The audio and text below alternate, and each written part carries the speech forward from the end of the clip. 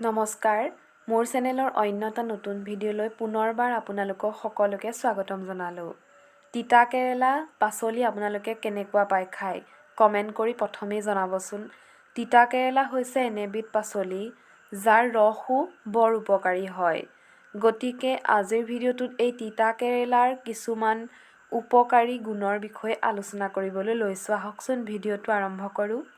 তিতা কেৰেলাৰ ৰস বা তিতা কেৰেলাৰ জুচ খালে মোটাপা কম হোৱাত সহায় হয় বা ওজন বৃদ্ধি হোৱাত সহায় কৰিব নোৱাৰে। কেৰেলাৰ জুচ খালে মুখৰ সমস্যা যেনে গুটি উঠা, ডাৰ্ক চাৰ্কল, মুখখন খজুৱাই থকা আদি সমস্যাৰ পৰা সকাহ পাব পাৰে।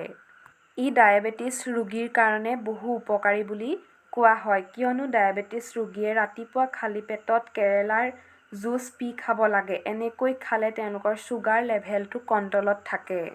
আকৌ যিসকলৰ পেটৰ কৃমি হৈ থাকে তেওঁলোকৰ কাৰণে তিতা কেৰেলা বা তিতা কেৰেলাৰ ৰস বৰ উপকাৰী বুলি ধৰা হয়। গতিকে আপোনালোকে মাজে মাজে তিতা কেৰেলাই হওক বা তিতা কেৰেলাৰ ৰস খাবলৈ আৰম্ভ কৰিব। ই আমাৰ শৰীৰৰ কাৰণে বৰ উপকাৰী।